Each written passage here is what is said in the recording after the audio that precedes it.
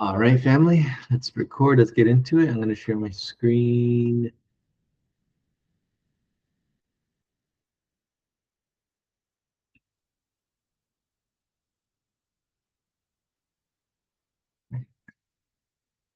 All right, so this call is about circadian rhythm. Now, last time we had, what did we have last time?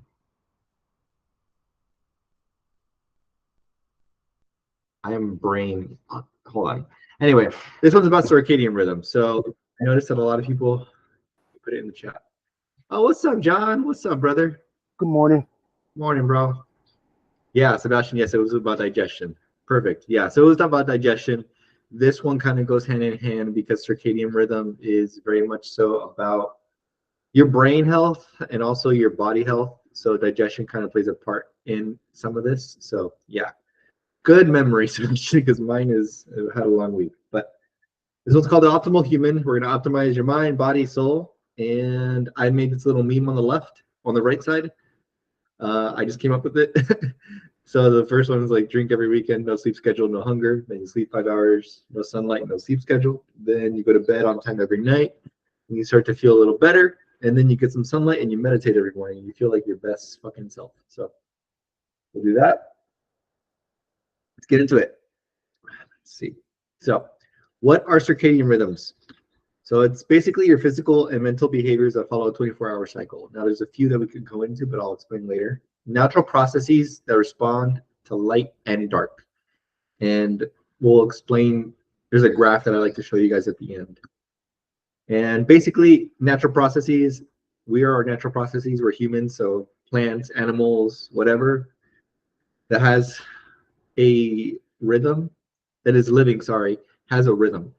So there's four biological rhythms on top of circadian rhythm. There's circadian rhythm, which is a 24-hour cycle, and it includes physiological and behavioral cycles. Hormones like cortisol, melatonin, and are considered circadian. Eating cycles are considered eating cycles are considered circadian.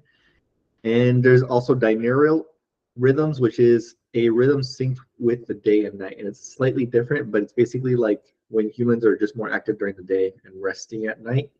It doesn't necessarily follow a 24-hour clock. It's just like whenever day and night is. And plants are opening their petals during the day for photosynthesis. Some animals are hunting or foraging during daylight hours, stuff like that, where there's only specific activities that you do during the day and at night. And then there's uterine rhythms, which is a biological rhythm with shorter periods and higher frequency. This can look like your heartbeat, which occurs multiple times per minute. The stages of sleep during REM and non-REM cycles, and regular intervals at which we blink, right? Things that just are on a constant clock, no 24-hour. And infradian rhythms, so biological rhythms that last more than 24 hours. So this can look like menstrual cycles, right?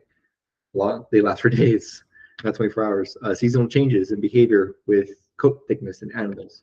Migration patterns, right? Things that last a little longer. So what do circadians regulate? Sleep, for one, appetite, digestion, like we mentioned from last week's call, not last week's, last week's. Body temperature, hormones, metacognition, performance, blood pressure, reaction times and reflexes, energy and mood, and yeah, that's basically it. So we have actions, habitual actions that are offsetting your rhythm, right? And there's things that people do that will eventually compound and can offset your circadian. That can look like staying up late past 10:30, over consuming caffeine, your poor diet, too much screen time, blue light, not enough sunlight, the opposite, high stress, high cortisol, we talked about that, high stress call, and poor nighttime routine.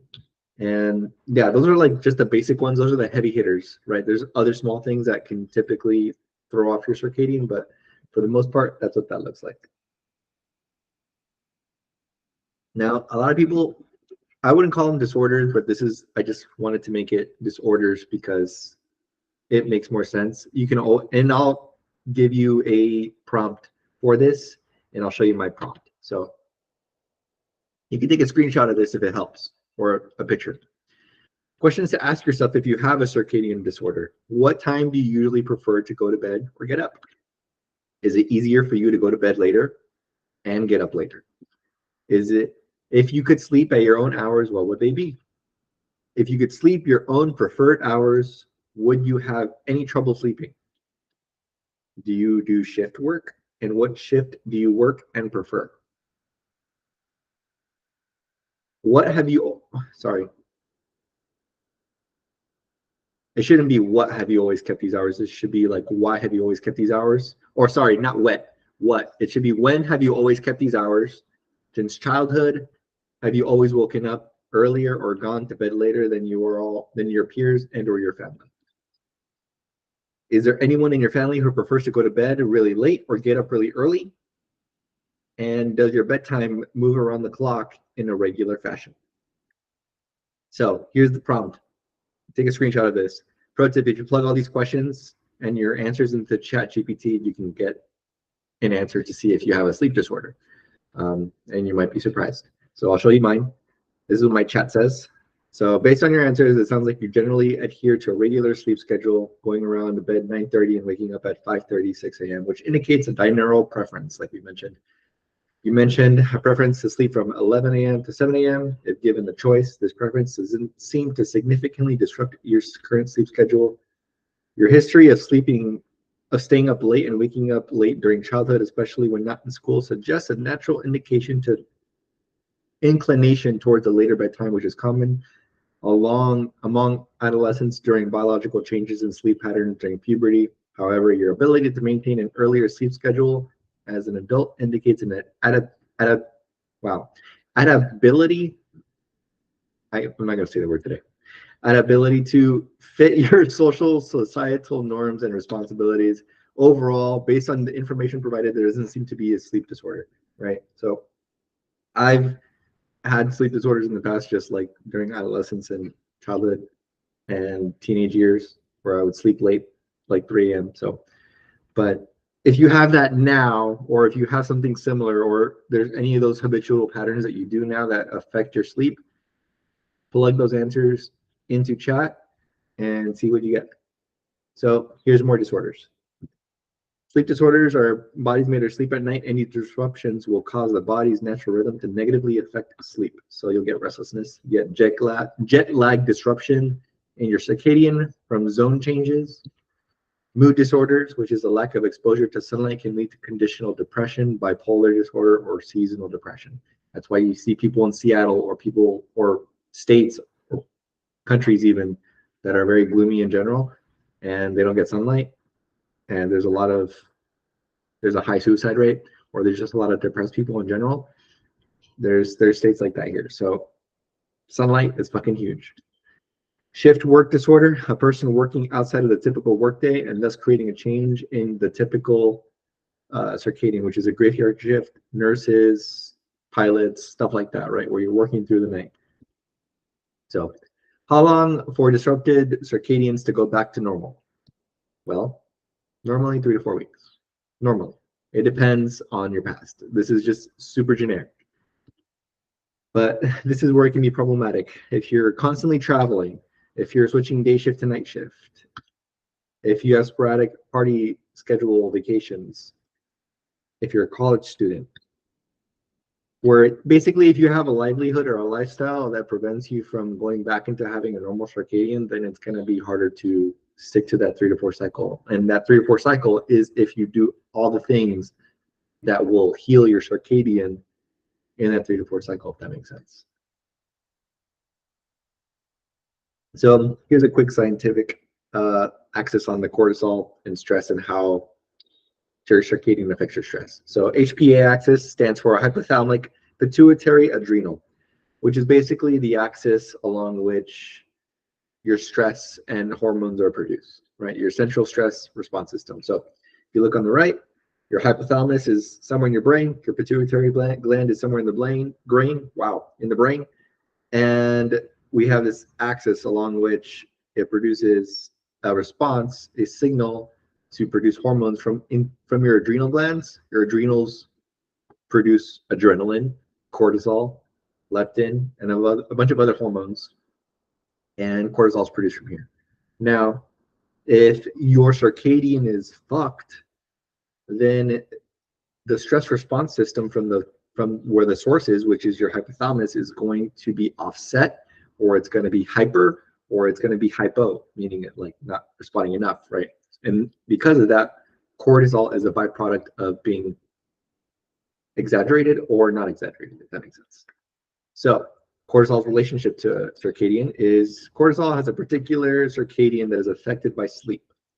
Based on normal physiology, lower levels of cortisol are present before sleep, and it reaches its peak before you wake up. This is important. I'll show you the graph in a little bit, but cortisol is produced in the HPA axis, like I showed you, which coordinates your sleep cycle. And when the HPA is disrupted with poor nutrition, chronic stress, or illness, this can result in insomnia and other sleep disturbances. So high stress, basically. It all comes down to stress. That's the biggest heavy hitter. And nutrition can definitely affect it, but stress is the bigger heavy hitter. Normally, cortisol levels rise during the early morning hours and are highest about 7 a.m. They drop very low in the early hours of the sleep phase, and then they go back into a spike before 7 a.m. So cortisol levels are normally low around 3 a.m. and then they begin to rise, peaking around 8 a.m. If you routinely wake up before dawn in a state of anxiety, your cortisol is overachieved and spiking too early. So basically, I'll show you what the graph looks like in a little bit, but here's what your circadian looks like on a 24-hour clock, right? Your 2 a.m., your deepest sleep cycle. You got your lowest body temperature at 4:30 a.m. At 6 a.m., you have your sharpest blood pressure rise, which is why I wake up and I'm like, fuck, my heart is beating hard and I haven't even had coffee and I'm just eating my pre-workout. So like, I feel like part of it has to do with the rise in cortisol. So anyway, melatonin secretion stops at 7:30, so that's why people feel a little groggy before 7:30, but if you work through it, you can kind of shift that. You have your highest alertness at 10 a.m., noon comes, and then 2:30 you have your best coordination. 2:30, then 3:30 you have your fastest reaction time. 5 o'clock you have your best muscle strength and cardiovascular efficiency. Highest blood pressure again at 6:30. Highest body temperature at, what is that, 7 o'clock. And melatonin secretion starts at 9, I believe. Yeah, that's 9 p.m. So we have a biological connection to the sun and the moon, right? We're humans. We're living, like I said earlier, binaural rhythms are anything that is living has a biological connection to the sun and the moon. If you think about it, the tree doesn't have a clock. It just follows rhythm. The animals, the plants, all of it, they don't have clocks. They don't fucking know what time it is. They just follow rhythm. Bodies respond a certain way when the sun is in a certain height in the sky. So if you want to optimize your schedule, you want to wake up around 6 to 9. You want to train around 12 to 3. Stop caffeine intake 2 to 3 p.m. And you want to stick to, like I told you guys in the check-in, stick around 200 to 300 milligrams of max daily. If you're above that, that can definitely increase your cortisol and then affect your sleep cycle. Sleep 10 to 10:30 p.m. max, right? Me, I'm fucking in bed by 9:30. In bed by 10 p.m. So here's more shit that can help your circadian. So you want to go outside, get morning sunlight to help your body sync with the rising and the setting of the sun. We have to be outside. We're meant to be outside. We're not meant to be sitting in front of our screens for fucking hours, right? We're not. So just get sunlight. Get sunlight anytime during the day. And obviously with sunlight, you get vitamin D3 and it'll help optimize your circadian, and that's a win-win. Supplements that you can do in the morning, if you take any, take them in the morning, right? That'll help your body start getting in, it'll help your body start getting in rhythm with actually using the supplements and digesting them and digesting them and metabolizing them. Sorry. So tips, you want to, if you can, get blue light glasses 2 hours before bed. I usually have my screens turned super warm around 8:30, which my bedtime is 10:30. So that's like my 8:30 mark is like, okay, I need to go do everything that I have remaining before bed, and that's like my body signal. And we'll talk about that later. Magnesium glycinate 1 hour before bed helps. And like I said, have a signal for your body to get ready for bed. So like an example for me would be my computer screens. I just said this. My computer screens turn warm at 9 p.m. It makes it hard to work. My phone alarm gets to get ready for bed at 9:30 p.m. And my last walk with Ponyo at 8:30 p.m. So you can see that everything's within a 1 hour window that helps me understand that I have to get ready for fucking bed. Otherwise, my week or the next few days are going to be offset. So what about melatonin, right? You guys are probably thinking, why can't I just supplement with melatonin? It'll help with everything. No. Yes and no, actually. So we mentioned that you have natural melatonin secretion, right? So first, let's look at this graph first. So you can see that the normal phase is where you want to be, right? The black line, your melatonin stops or is highest around 5 a.m., right? You can see it right here.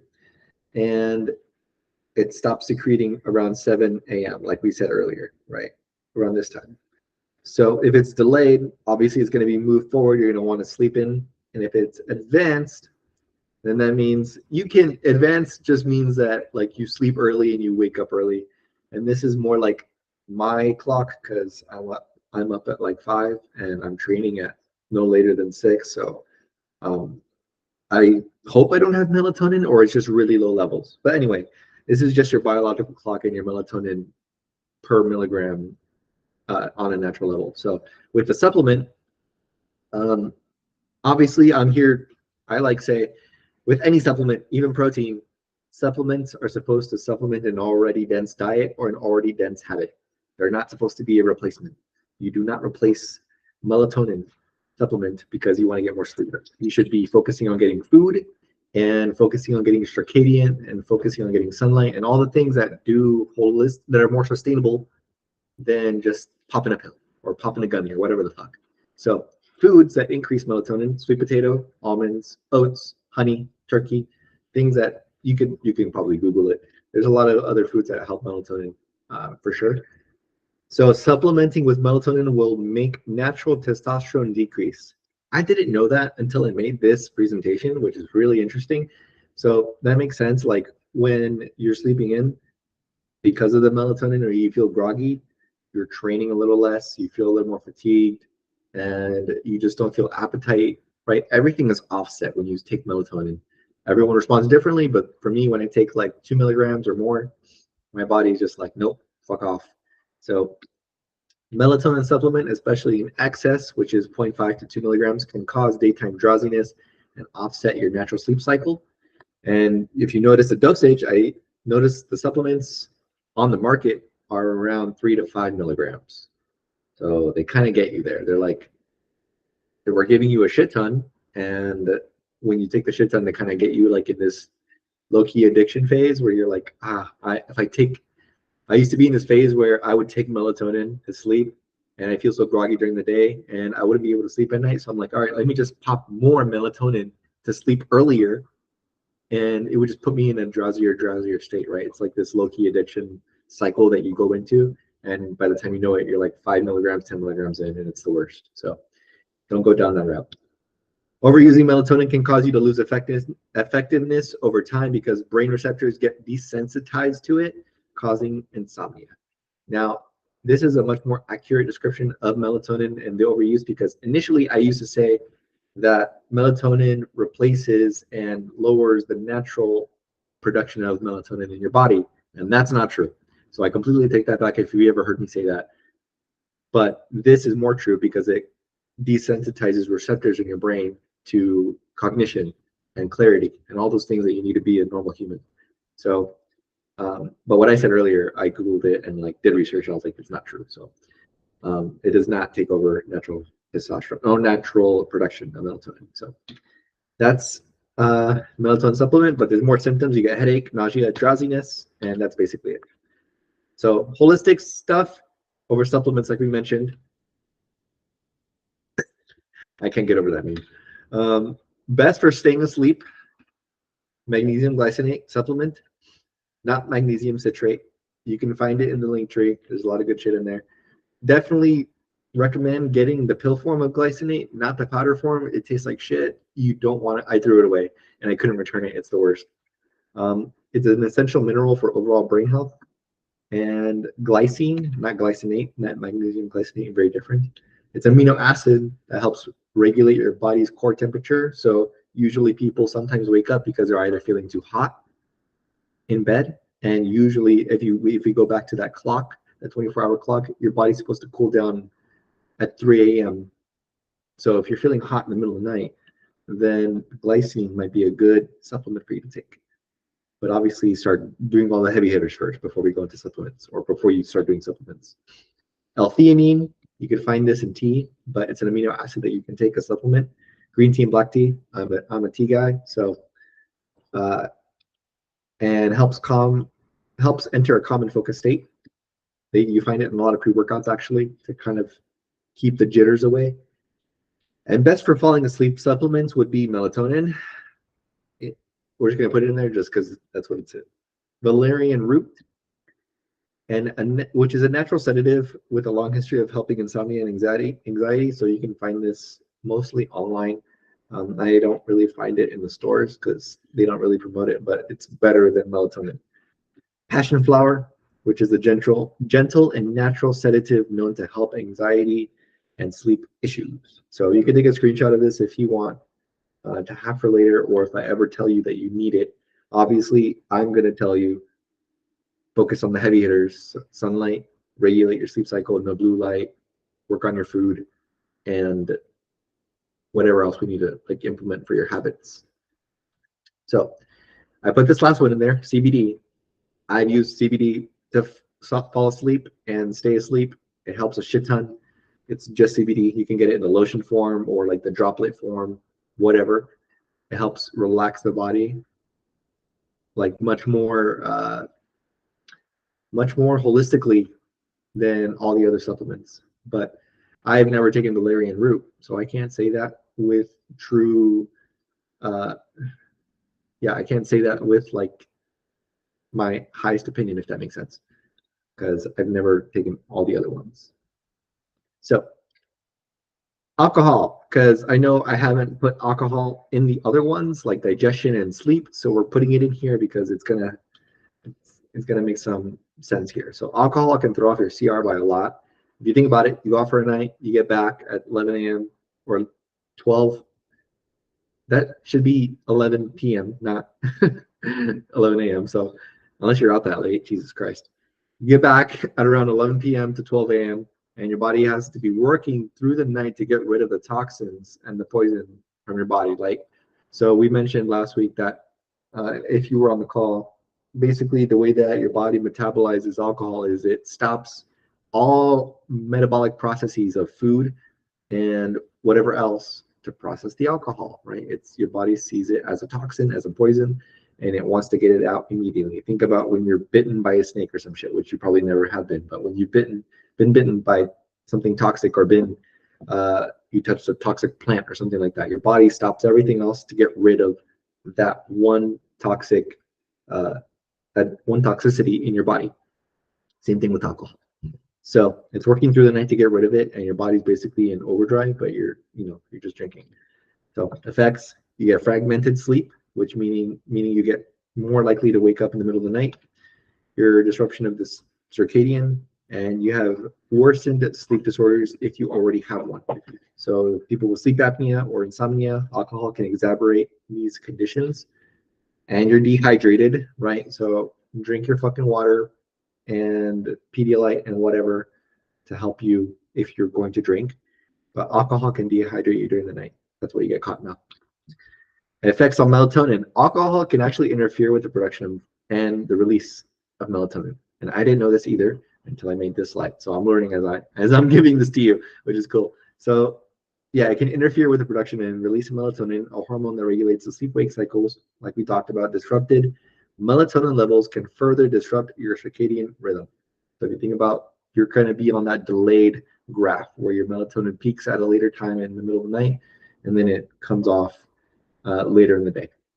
So that's alcohol. I didn't go too much into it, but like I kind of talk about it often, and I don't want to like tell you guys to not drink, but if you drink, just be responsible and go back to jump back on the train, jump back on normal protocol because it can have a significant effect on you if you overdo it, like anything else.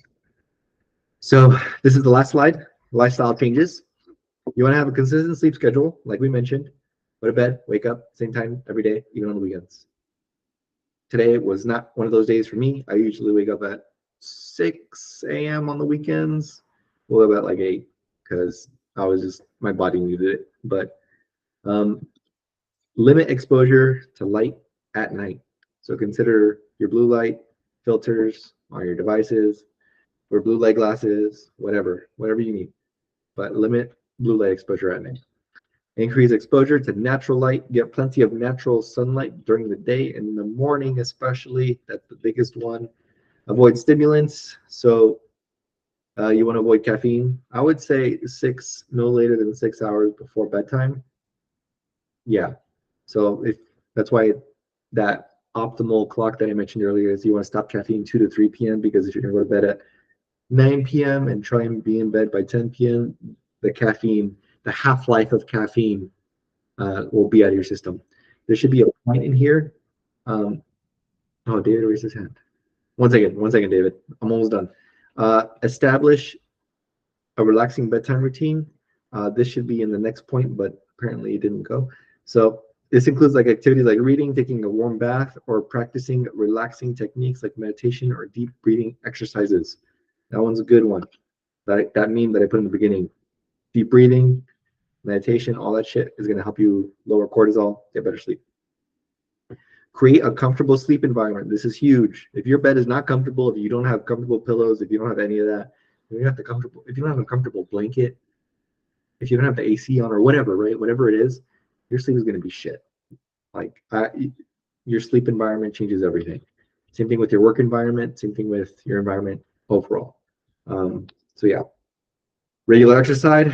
I don't really need to go into this, but you do want to avoid hard exercise close to bedtime because if you think about it, exercise is technically a stressor on the body.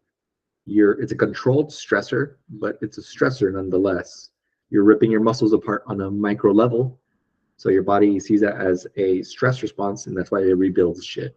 So to some extent, your body is going to produce some hormones that are going to help you raise alertness and raise your awake cycle if you're having hard exercise during night. Now there are some people that like can't go to bed perfectly right after a hard workout because they've had a long day or whatnot, but if you can, avoid it close to bedtime. You want to maintain a healthy diet, like we mentioned, heavy hitter. Some foods such as like those with high in tryptophan, which is just an amino acid in food that'll help you produce more melatonin, like we mentioned, instead of taking the melatonin supplement. Turkey, nuts, seeds, bananas will help with better sleep. Supplements, melatonin, magnesium, so on. We've talked about the supplements. And limit alcohol, which can disrupt your sleep patterns and lead to poor sleep quality. And obviously, take a chill pill call to reduce your stress. That one's big. So that's it. That's it, guys. I didn't put a Q&A slide, but I know David raised his hand. So if you guys have any questions, that was a fun little call. You guys have any questions? Come off mute. Have a conversation. If you want me to go back to any slides before, it was a pretty quick call, but yeah. Hey, morning, Mike. Morning, brother. So, now I do a gigantic chunk of my workouts at night. Like probably, I'll probably be done, and I'll probably like have a meal, right after, and then I'm going to bed. So like probably an hour and a half after my workout. About that time, that's when I'll go to bed. And then the other thing, when I initially raised my hand, was I would have coffee like not often, But there are some days, like especially like during the cut, I would do like a coffee, maybe even after work, like 5, 6 o'clock. And Mm. I still don't have trouble sleeping, but then again, I also probably didn't pay enough attention to How was your quality of sleep? Like, how would you wake up the next day? it. I mean, good. I mean, my body will be beat up, but I will be good. Your body would Like be like beat up in what way? like just like probably like a little. It feels like a little bit more tired, more fatigued. Yeah. Like I don't know if it's just me being an old man at this point, or getting out of bed, my knees and my back, and then once I get some steps in me, it's like, oh, okay, here, I'm back.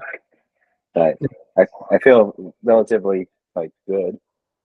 Right. You feel good because your body, your brain is telling you like it's go time because it sounds like your HPA axis, like we mentioned, is still in rhythm because it's the mental thing. You're awake mentally, but your body is like not responding because it's holding on to information or high cortisol after the workout or whatever. But what I would tell you is probably just limit the caffeine or have it like way earlier than your workout. So, or decaf if anything, or not even caffeine. I would just go with um like a nitric oxide pre-workout type of thing. That the caffeine-free pre-workouts that are mainly just for neurotropics. They like help with brain clarity, mental clarity, and focus and pump. So I take those when I'm like trying to take a caffeine break.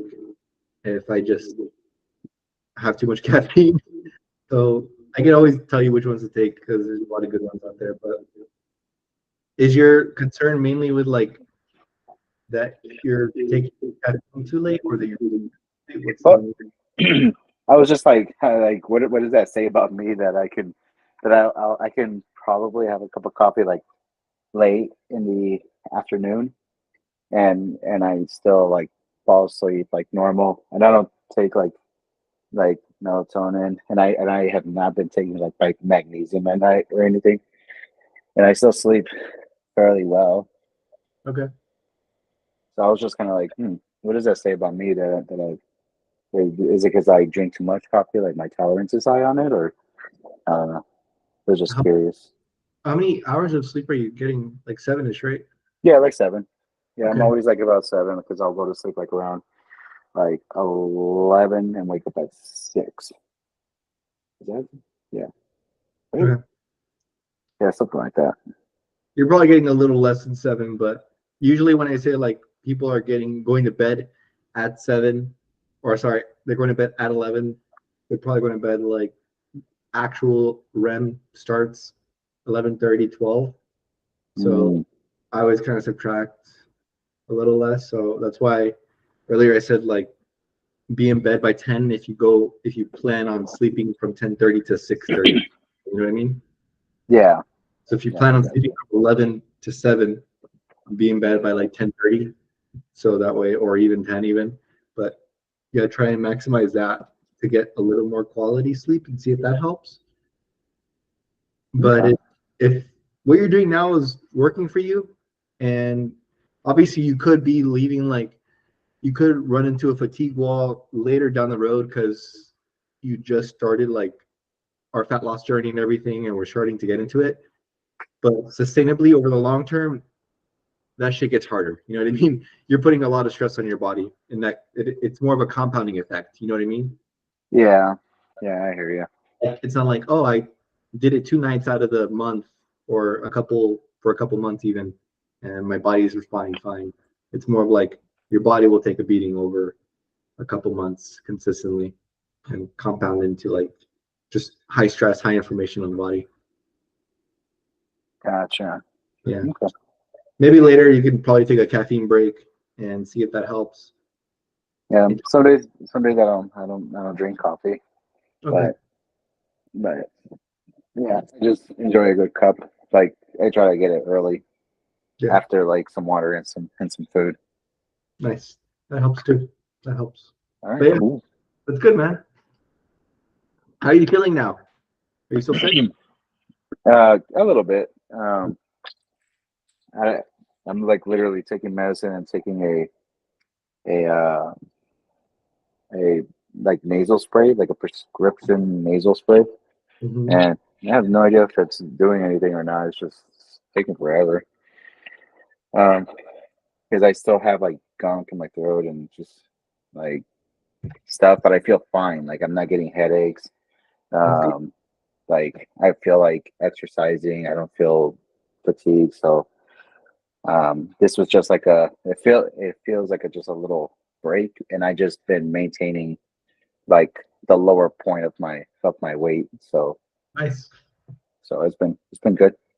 Nice. So you didn't like significantly undereat? No, I've been eating. I try to make sure I hit my macros. I think when I got sick, that day, like I just you can't. I couldn't take care of myself. I was a mess.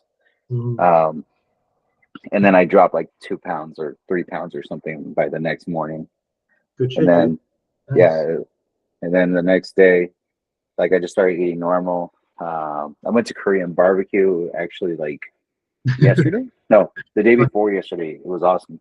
Nice. And I planned for it and everything, and I still woke up the next morning at the lower end of my weight of 260.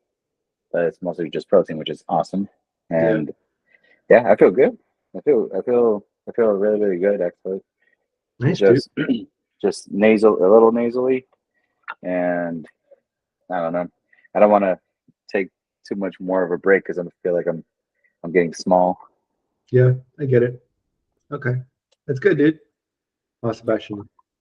Good, man. I mean, as long as you're maintaining, like I said, we were just kind of treating this week as like a diet break because obviously I didn't want to, um, yeah, I didn't want to put more stress on your body by being more in a deficit because that is again like training being in a deficit is a controlled stressor on the body.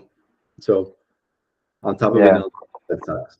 Um, yeah. I got your video. I was like so sad. I was like, I think I need to tell him that I'm sick because 70 grams of carbs. I'm like, I'm gonna die.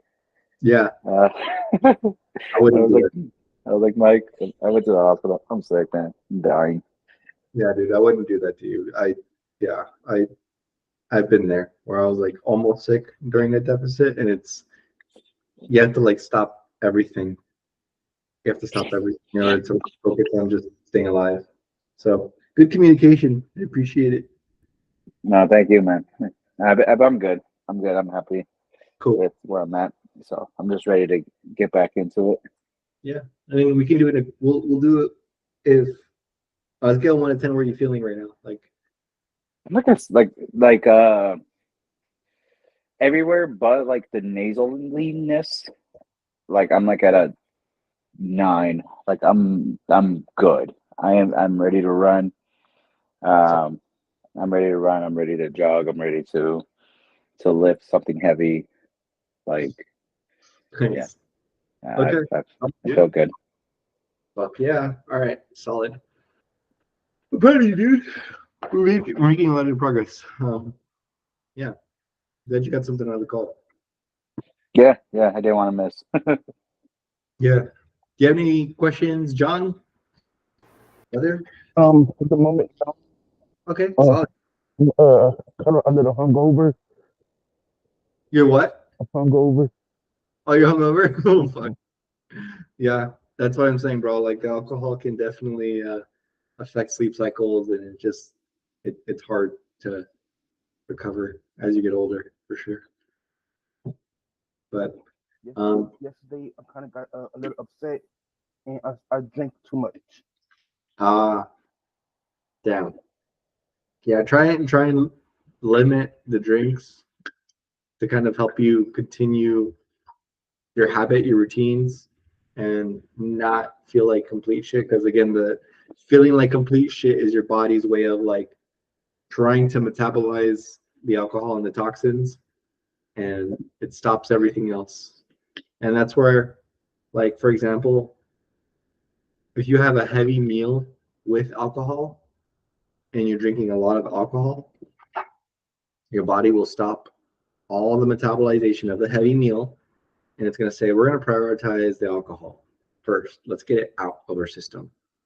So if you keep slamming alcohol on top of the heavy meal, it's just the heavy meal is just going to sit in your stomach, and it's not going to be metabolized. And that's why you see people that have beer bellies, or just like people that have heavy meals with alcohol, and it turns into body fat basically, and that compounds over time. So if you're going to drink, usually I would say have a meal way like an hour or two, maybe even 3 hours before you start drinking, so that way you actually have something in your system, and then just drink.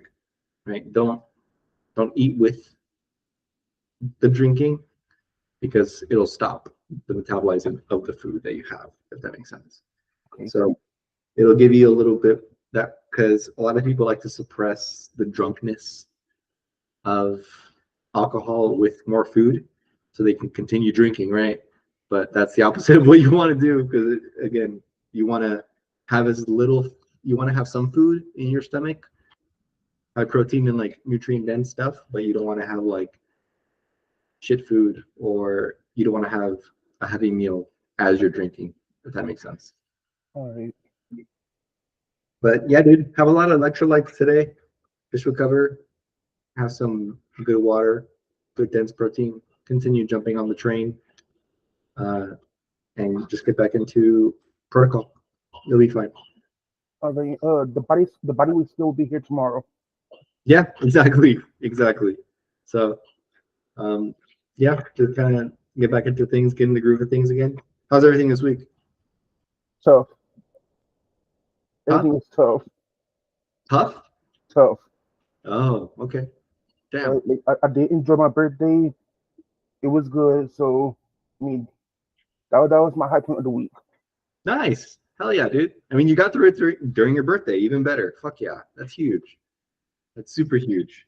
A lot of people don't do anything during their birthday week, so I'm glad you still did something. And you still celebrated. So happy birthday again. Thank Glad you. your birthday. So yeah, dude. Good shit. Just yeah, take the day, recover, and get back into it this coming week. It'll feel tough every now and then, I promise.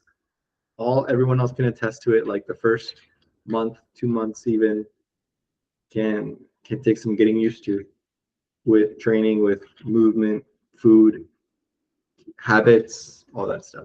It's a big, that's why we call it the accumulation phase, just to accumulate all the habits that you need to start becoming a better person, or a better version of you. But no questions on the slides or anything? No, not in the moment. Solid. Cool, guys. Well, I'll let you guys go. Have your Sunday. Appreciate you guys hopping on. Wish there were more people like last week, but that's fine. It's funny how people like hopped on last week and we were just having a chat, and this week no one jumped on when there's a presentation. It's funny. Anyway, the recording will be up, I'm gonna say sometime during the week on the YouTube. I'll let you guys know. But the other recordings are up if you want to go watch them. So I'll drop the link in the chat again. That way you have it. Or you can just YouTube my name. YouTube search my name. It should come. But all right, I'll talk to you guys later. And do your check-ins today, by the way. Yeah, well, And have a great Sunday. I'll see you guys later. have a good day. Bye. Bye.